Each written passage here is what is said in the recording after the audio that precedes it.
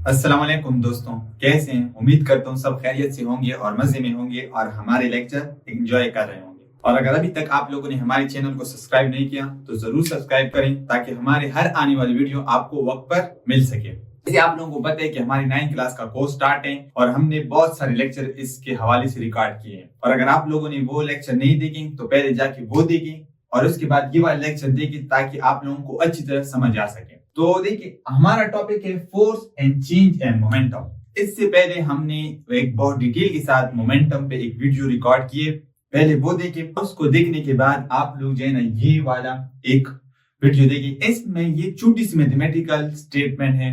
हम इसमें क्या करें, इसमें हमारा मकसद है कि मोमेंटम और फोर्स के दरमियान एक रिलेशनशिप बनाना। देखिए, अगर आप देखें, आपको पता है कि फोर्स का जो फार्मूला है वो है F is equal to m a. Force का फार्मूला है F is equal to m a और दूसरा जो है ना मोमेंटम का है M क्रॉस V। ये दो फार्मूले हैं। अगर आप इनको जाहिर देंगे तो इन दोनों के दरमियान कोई भी आपस में रिलेशनशिप नहीं है, क्योंकि ये MA है और ये MV है। कोई भी रिलेशनशिप जाहिर हमें नजर नहीं आ रहा। हम क्या करें, एक ऐसा रिलेशनशिप बनाएंगे कि ये दोनों फार्मूले आपस में मिल जाए और हमें एक नया फार्मूला मिल जाए जो इसके रिलेशन हमें बता रही है कि फोर्स का मोमेंटम के साथ क्या ताल्लुक है। ये रिलेशनशिप हमने प्रूव करना है। तो जैसे ही आप किसी भी चीज को प्रूव करेंगे तो हम क्या करेंगे, पहले हम उसको कुछ शुरुआत से लेंगे, कुछ एजम्पशन लेंगे या किसी वैल्यूज को टर्म्स को जो है ना डालेंगे, तो वहां से हम इसकी वैल्यू को निकालेंगे और लास्ट में हम उस रिजल्ट पे डिस्कशन करेंगे ये रिजल्ट हमें क्या बताती है। तो चलो स्टार्ट कर लेते हैं। तो हमने स्टार्ट लेनी है न्यूटन सेकेंड लॉ से। न्यूटन सेकेंड लॉ हमें बताती है कि F is equal to m a. ये हमारे पास बन गई इक्वेशन 1। आपको पता है कि न्यूटन सेकेंड लॉ जो है ना वो है F is equal to m a के बराबर है। अब यहाँ पे m जो है ना ये तो कांस्टेंट है, आप तो इसकी वैल्यू तो नहीं डाल सकते, लेकिन एक्सेलरेशन जो है ना ये change in velocity, change in velocity is called acceleration. ये आप लोगों ने चैप्टर नंबर 2 में बहुत डिटेल के साथ देखा है। तो आपको पता है कि एक्सेलरेशन ये आपके पास बराबर है vf minus vi divide by delta T. ये वाली वैल्यू आपके पास आती है एक्सेलरेशन की vf minus vi divide by delta T. इसको हम कहते हैं कि ये क्या है, एक्सेलरेशन। अब क्या करें, ये वाली वैल्यू ले ले और इक्वेशन 1 में पुट कर ले। तो यहां पे लिखे put in equation 1।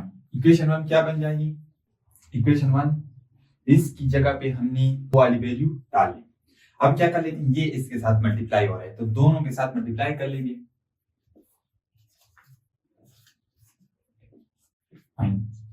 M v i divide by delta T.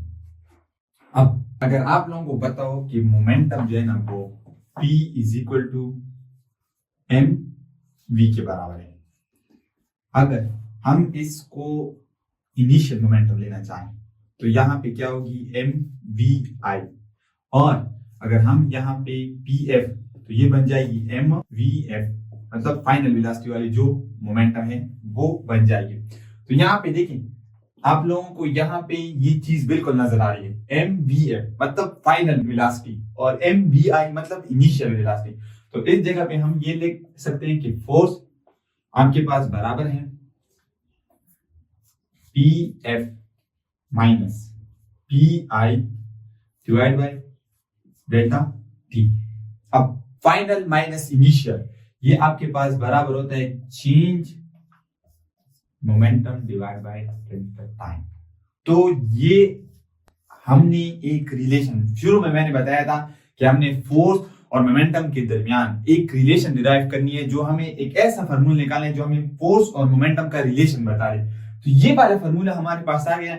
ये फार्मूला हमें बता रही कि अगर आप फोर्स चेंज इन मोमेंटम जो है ना ये क्या है, फोर्स है। जैसे आप लोगों को पता है कि चेंज इन वेलोसिटी ये क्या है, एक्सेलरेशन है। चेंज इन डिस्प्लेसमेंट ये क्या है, आपके पास वेलोसिटी है। तो इसी तरह चेंज इन मोमेंटम जो है ना ये फोर्स है। किसी भी ऑब्जेक्ट की मोमेंटम में आप चेंज लाएंगे तो आप वो फोर्स दे रहे हैं, मतलब फोर्स प्रोड्यूस कर। फोर्स ही वो एक ऐसी क्वांटिटी है जो किसी ऑब्जेक्ट की मोमेंटम में चेंज लाती है। तो आपके पास फोर्स की एक न्यू डिफिनेशन आ रही है कि change in momentum is called force. आपने फोर्स की डिफिनेशन पढ़ी है कि किसी भी ऑब्जेक्ट में जब आप एक्सेलरेशन प्रोड्यूस करते हैं तो आप फोर्स लगाते हैं, एक डिफिनेशन ये हो गई। दूसरी आपने ये पढ़ी है कि force is a physical quantity which tends to change the acceleration या change the direction of a object. तो ये एक डिफिनेशन आपने वो पढ़ी थी। और एक आपके पास न्यू आ गई कि change in momentum is called force. किसी भी ऑब्जेक्ट में जब आप मोमेंटम को चेंज करेंगे तो वो क्या होगा, फोर्स ही होगा। अच्छा, अब अगर आप देख रहे हैं कि ये टाइम और फोर्स का जो रिलेशनशिप है ये इनवर्स नजर आ रहा है इस फार्मूले से, इसका क्या मतलब है? इसका मतलब ये है कि अगर टाइम कम हो तो फोर्स बहुत ज्यादा होगी। जैसे आप लोग देखते हैं ना कि जब दो गाड़ियां आपस में टकराती हैं तो उस लिहाज से अगर वो तेजी के साथ आ रही हो और टकराएगी तो इस लिहाज से क्या होगा, टाइम कम होगा तो फोर्स बहुत ज्यादा होती है और आपकी गाड़ी जो है ना वो उनमें बिगाड़ पैदा हो जाती है, मतलब कि उनकी शक्ल बिगड़ जाती है। और इसी तरह अगर ये टाइम बहुत ज्यादा हो, टाइम अगर स्लो आ रही है और आपस में टकराएं तो उसमें कुछ फर्क नहीं पड़ता। तो फोर्स जो है ना, टाइम अगर ज्यादा होगा तो फोर्स कम होगी और अगर टाइम कम होगा तो फोर्स ज्यादा होगी। तो ये आप लोगों ने एक रिलेशनशिप डिराइव कर ली फोर्स और मोमेंटम के दरमियान। और ये याद रखिए कि ये शॉर्ट क्वेश्चन में आते हैं कि मोमेंटम और फोर्स के दरमियान क्या रिलेशनशिप है वो बयान कर ले। तो यहां तक अगर कोई क्वेश्चन हो तो हमें कमेंट सेक्शन में जरूर बताइए। ओके, अल्लाह हाफिज।